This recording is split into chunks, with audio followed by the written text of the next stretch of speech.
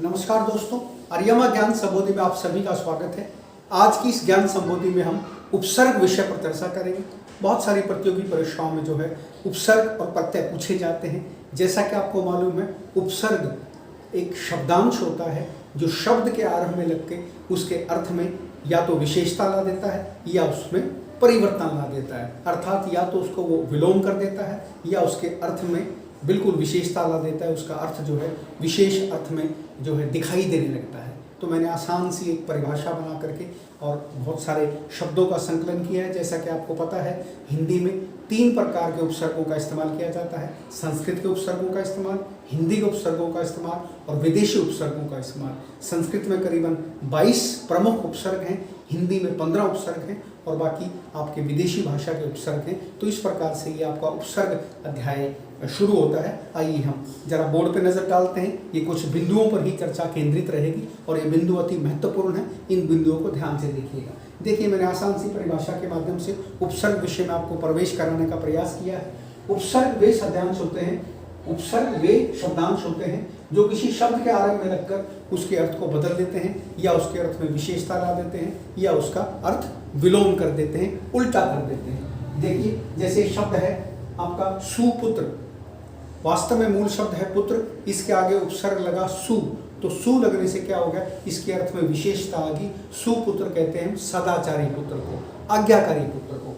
आगे देखिए, दुर्जन, दुर, इसके आगे उपसर्ग लगा, मूल शब्द है जन, तो जन के आगे उपसर्ग लगते ही दुर्जन, दुर्जन मैंने होगा बुरा व्यक्ति, दुष्ट है जो जन।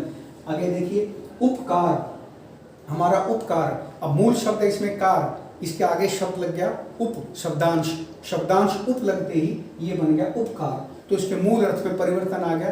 कहाँ तो था कार और उप लगते ही हो गया उपकार, अर्थात भलाई। तो कहने का तात्पर्य ये है कि शब्दांश आरंभ में लगकर कभी तो उसके अर्थ में परिवर्तन ला देता है और कभी उसके अर्थ में विशेषता ला देता है। यदि हम सुपुत्र की बात करते हैं तो उसमें सु उपसर्ग लगने से उसके अर्थ में विशेषता आ गई, सदाचारी पुत्र, आज्ञाकारी पुत्र। लेकिन जैसे ही वो उपकार में उप के रूप में आगे आया तो देखिए, कार मूल शब्द था और अर्थ का परिवर्तन हो गया उपकार। उपकार मैंने भलाई और कार मैंने ड्राइविंग वाली कार या कोई कार्य को भी हम कह सकते हैं कार। तो कहने का मतलब है, एक में तो शब्द बिल्कुल परिवर्तित हो गया और एक में शब्द में विशेषता आ गई। तो आइए हम हिंदी में जो है 3 प्रकार के मैंने आपको बताया उपसर्गों का इस्तेमाल किया जाता है। उसमें संस्कृत के प्रमुख उपसर्ग हैं जो करीबन 22 के आसपास हैं। उसके बाद हिंदी के 15 उपसर्ग हैं और उसमें फिर विदेशी भाषा के उपसर्ग हैं। इस प्रकार से मैंने ये लेक्चर तैयार किया है। तो सबसे पहले आप संस्कृत के उपसर्गों पे आइए। मैंने उपसर्गों के अर्थ भी लिखे हैं जो अक्सर आपको किताबों में देखने को नहीं मिलेंगे, ताकि उस उपसर्ग से आपको पता भी लग जाए कि इसका अर्थ होता है और इससे शब्द कौन सा बनेगा। तो देखिए, पहला शब्द देखिए अ का मतलब होता है रहित। तो जितने भी शब्दांशों में अ लगा मिलेगा वो आप समझ लेना उसका अर्थ है रहित। तो देखिए, इससे शब्द कौन से बने, अ से असत्य, अमर, अज्ञान, अन्याय, अहिंसा। समझिए, आ का मतलब रहित, रहित का मतलब जो नहीं है, असत्य जिसमें सत्य नहीं, अमर जो मरने वाला नहीं, अज्ञान जो ज्ञान नहीं। कहने का मतलब है आ का मतलब होता है रहित। दूसरा उपसर्ग देखिए अति, अति का मतलब होता है बहुत अधिक, अंग्रेजी में हम इसको कहते हैं एक्सेस। तो अति मैंने अतुल। अब इससे शब्द कौन सा बना, अत्यंत, अति जमा अंत, अत्याचार, अति जमा आचार। उसके बाद अतिशय, अतिशय मैंने बहुत ज्यादा किसी चीज का, अतिरिक्त, अतिरिक्त मैंने एक के अलावा दूसरा, अतिरिक्त मैंने एडिशनल। तो देखिए, इसमें आपका अति उपसर्ग लगा, अति मैंने बहुत अधिक। अगला उपसर्ग देखिए आप अनु, अनु का मतलब होता है पीछे। इससे शब्द कौन से बने, अनुमान, पहले से ही अनुमान लगा लेना, अनुकूल। उसके बाद अनुचर, अनुज, अनुकरण, अनुकरण मैंने किसी चीज का पालन करने वाला। उसके बाद है अन, अन का इसमें अर्थ होता है अभाव। इससे शब्द बने अनंत, अनादि, अनर्थ, अनावश्यक। अप मैंने होता है बुरा। इससे शब्द बने अपमान, अपयश, अपकार, अपव्यय, अपवाद। परीक्षा में आपसे कैसे प्रश्न पूछेंगे, परीक्षा में आपको जो है जैसे अपमान शब्द दे दिया और आपसे पूछेंगे इसमें उपसर्ग कौन सा है, तो इसमें उपसर्ग हो गया अपमान। ठीक है, या आपको कई बार ऐसा भी दे देते हैं, आपको कहेंगे अप उपसर्ग से 3 शब्द बनाइए। तो देखिए, मैंने 4-4, 5-5 शब्द लगे हैं। अप से 3 शब्द बन गए, अपमान, अपयश, अपकार, अपव्यय, अपवाद। देखिए 5 शब्द बना दिए। तो कई बार तो आपको शब्दांश दे देते हैं, उससे 2 या 3 शब्द बनाना परीक्षा में पूछ लेते हैं, या आपको कोई शब्द दे देंगे और इसमें पूछेंगे इसमें जो है आपका उपसर्ग कौन सा है। तो अगला देखिए अभी, अभी का अर्थ होता है सामने, इससे शब्द बने अभिवादन, अभिषेक, अभ्यास, अभिनय। अगला उपसर्ग है उत, उत का मतलब होता है विकास, इससे शब्द बने उत्कर्ष, उत्कंठा, उत्थान, उत्पात, उत्साह। अगला उपसर्ग है उप, उप का मतलब होता है समीप, इससे शब्द बने उपकरण, उपकार, उपग्रह, उपनाम, उपसर्ग। अगला उपसर्ग है दुर, दुर का मतलब होता है बुरा, तो इससे कौन से शब्द बने दुराग्रह, दुराचार, दुर्गम, दुर्बल, दुर्जन। अगला शब्दांश है दुष, दुष का मतलब होता है बुरा, इससे शब्द कौन से बने दुष्चरित्र, दुष्कर, दुस्साहस, दुस्तर। अगला हमारा शब्दांश है निर, निर का मतलब होता है रहित, इससे शब्द बने निरंकुश, निर्दोष, निर्भर, निर्मम। अगला शब्द है हमारा निस, निस शब्दांश का मतलब होता है रहित, इससे हमारे शब्द बने निस्संतान, देखिए संतान के बिना, निस्सार, बिना सार के, निस्वार्थ, बिना स्वार्थ के, निष्फल, बिना फल के। तो कहने का तात्पर्य ये है, इस तरफ ये शब्दांश है, ये इस शब्दांश का अर्थ है और इस शब्दांश से ये शब्द बनते हैं। तो परीक्षा में भी ऐसे ही पूछे जाते हैं। अगला देखिए आप परा, परा का अर्थ होता है विपरीत, परा से शब्द बने पराकाष्ठा, पराक्रम, पराजय, पराधीन। उसके बाद अगला उपसर्ग है हमारा परि, परि का अर्थ होता है चारों ओर, परिक्रमा, परिचय, परिभाषा, परिश्रम। अगला उपसर्ग है हमारा प्र, प्र का अर्थ होता है आरंभ, इससे शब्द हमारे बने प्रकट, प्रकार, प्रकृति, प्रगति, प्रचार। अगला उपसर्ग है हमारा वी, वी का अर्थ होता है विशेष, इससे हमारे शब्द बने विज्ञान, विजय, विपक्ष, विनाश, विकार। कहने का तात्पर्य मेरा ये है कि संस्कृत के सभी 22 उपसर्ग मैंने इस अभिव्यक्ति में शामिल किए हैं।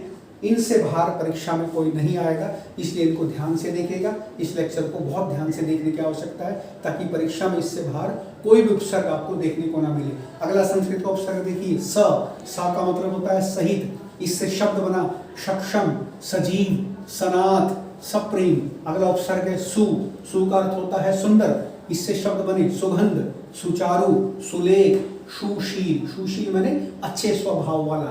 अगला उपसर्ग हमारा सत, सत का अर्थ होता है अच्छा, इससे हमारे शब्द बने सत्कर्म, सत्कार, सत्संग। अगला उपसर्ग हमारा प्रति, प्रति का अर्थ होता है विपरीत, इससे शब्द बने प्रतिकूल, प्रतिक्रिया, प्रतिशोध, प्रतिहिंसा। अगला उपसर्ग हमारा अव, अव का मतलब होता है बुराई, इससे हमारे शब्द बने अवगुण, अवचेतन, अवशेष, अवहेलना। अगला उपसर्ग हमारा आ का अर्थ होता है सहित, इससे शब्द बने आकंठ, आकर्षक, आगमन, आमरण। तो ये संस्कृत के 22 उपसर्ग हैं। अब हम चर्चा करते हैं हिंदी के 15 प्रमुख उपसर्गों पर। 15 उपसर्ग देखिए कौन से हैं। कई बार एक बार ध्यान रखिएगा, कुछ शब्द ऐसे होते हैं, कुछ शब्दांश ऐसे हैं जो हिंदी में भी हैं, संस्कृत में भी हैं, तो आप इसमें कंफ्यूज मत होइएगा। जब हम संस्कृत के उपसर्गों की बात करेंगे तो जो शब्द होंगे वो आपके सारे के सारे तत्सम होंगे, संस्कृत वाले शब्द होंगे। जब हम हिंदी के उपसर्गों की बात करेंगे तो वो हिंदी के शब्द होंगे। तो इसमें आप शब्दांश में मत जाइएगा कि ये शब्दांश तो आपने संस्कृत में बताया था, ये शब्दांश हिंदी में कैसे आएगा। वो जब हिंदी में आया तो उससे हिंदी का शब्द बनेगा, जो संस्कृत में शब्दांश आया तो फिर उससे जो है तत्सम शब्द बनता है। ठीक है, तो इस बात का ध्यान रखिएगा, इसमें कंफ्यूज होने की कोई आवश्यकता नहीं। आपको केवल शब्द के अंदर शब्दांश छांटना है या आपको शब्दांश से शब्द बनाना है, जो आपका पाठ्यक्रम का विषय है। अगला देखिए हिंदी का उपसर्ग अ का मतलब होता है अभाव, इससे शब्द बने अकाल, अचेत, अटूट, अबला।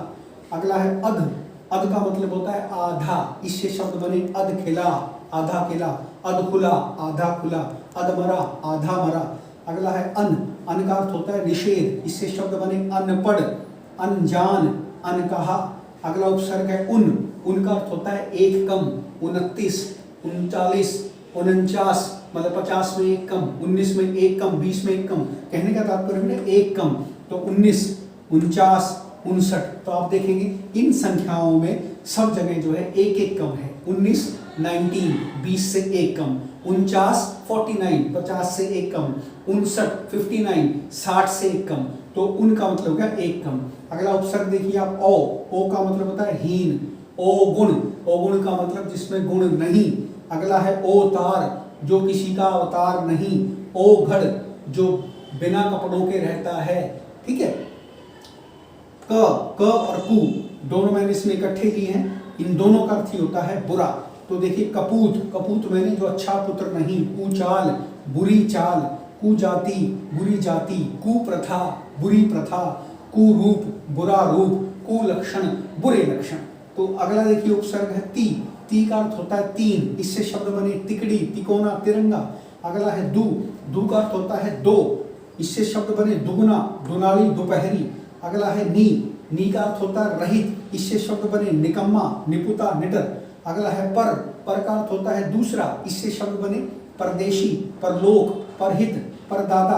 अगला है बी, बी का अर्थ होता है अभाव, इससे शब्द बना बिछो, बिछुड़न। अगला शब्द है बिन, बिन का अर्थ भी होता है अभाव, इससे शब्द बने बिन ब्याहा, बिन देखे, बिन समझे, बिन बात। अगला उपसर्ग है भर, भर का अर्थ होता है पूर्ण, इससे शब्द बने भरपूर, भरपेट, भरसक। अगला उपसर्ग है स और सु, स का अर्थ होता है सहित, सु का अर्थ होता है अच्छा, इससे शब्द बने सपूत, अच्छा पुत्र, सजग, जो सजग रह जाए, सहित, इस किसी चीज के साथ, सुडौल, अच्छे ढील डोल वाला। अगला 15वां उपसर्ग है चो, चो का अर्थ होता है चार, शब्द कौन से बने चौराहा, चार राहें, चौगुना, चार गुना, चौपाई, चार पाए। तो इससे आपके इस तरह से आपके ये 15 हिंदी के प्रमुख उपसर्ग हैं, इनको ध्यान रखिएगा। उसके बाद कुछ विदेशी उपसर्गों का मैंने संकलन किया है। ये देखिए डिप्टी, डिप्टी शब्द का अर्थ होता है असिस्टेंट, असिस्टेंट, उप, एडिशनल कह सकते हैं हम इसको अंग्रेजी में। तो डिप्टी, डिप्टी का अर्थ होता है उप, तो इससे क्या बनेगा डिप्टी कलेक्टर, डिप्टी कलेक्टर जिसको हम एडीसी कहते हैं, डिप्टी कमिश्नर। ठीक है, इस तरह से हम इसको बना सकते हैं। अगला देखिए वाइस, वाइस का मतलब होता है उप, वाइस प्रिंसिपल, वाइस चांसलर, ये शब्द बन गए। अंग्रेजी है ना, क्योंकि उपसर्ग जो विदेशी उपसर्ग है उसमें जो है अंग्रेजी के भी उपसर्ग हैं, उसमें अरबी फारसी के भी उपसर्ग हैं, विदेशी भाषाएं। तो जो जो हिंदी के अंदर शब्द आए हैं वो सारे के सारे जो विदेशी जितने भी शब्द हैं। अगला देखिए सब, सब का अर्थ होता है उप, इससे शब्द बना सब इंस्पेक्टर, सब डिवीजन।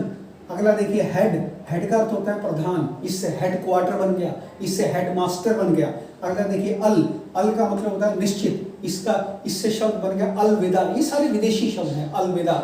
अगला देखिए एन, एन का मतलब होता है ठीक, एन वक्त, एन वक्त मैंने बिल्कुल प्रॉपर टाइम, एन वक्त मैंने सही समय।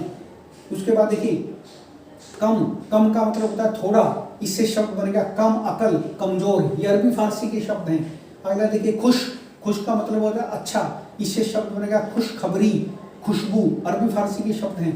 अगला देखिए गैर, गैर का मतलब होता है नहीं, इससे शब्द बन गया गैर कानूनी, गैर सरकारी, गैर हाजिर, ये सारे अरबी फारसी के शब्द हैं।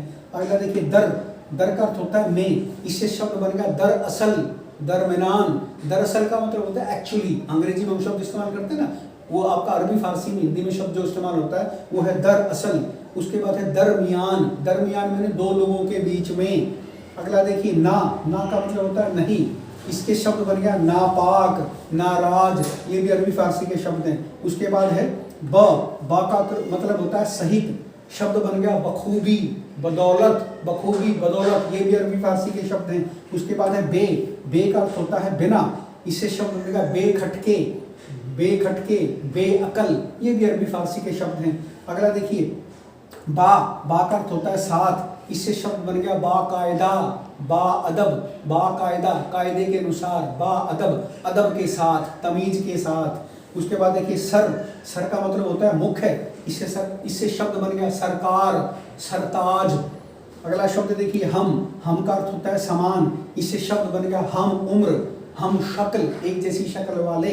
अगला देखिए हर का अर्थ होता है प्रत्येक, इससे शब्द बन गया हर रोज, हर दिन, ये भी अरबी फारसी का शब्द है। उसके बाद देखिए बद, बद का अर्थ होता है बुरा, इससे शब्द बन गया बदनाम, बदबू, ये सारे के सारे आपके अरबी फारसी के उपसर्ग हैं। अगला देखिए ला, ला का मतलब होता है पता नहीं, ला इलाज, जिसका कोई इलाज नहीं, जिसका कोई इलाज पता नहीं, लापता, जिसका कोई पता नहीं। तो कहने का तात्पर्य ये है कि ये जितने भी उपसर्ग हैं ये एक प्रकार के शब्दांश होते हैं जो शब्द के आरंभ में लगकर उसके अर्थ में या तो विशेषता ला देते हैं और या उसके अर्थ को परिवर्तित कर देते हैं, विलोम कर देते हैं, उल्टा कर देते हैं। और हिंदी में 3 प्रकार के उपसर्ग इस्तेमाल किए जाते हैं।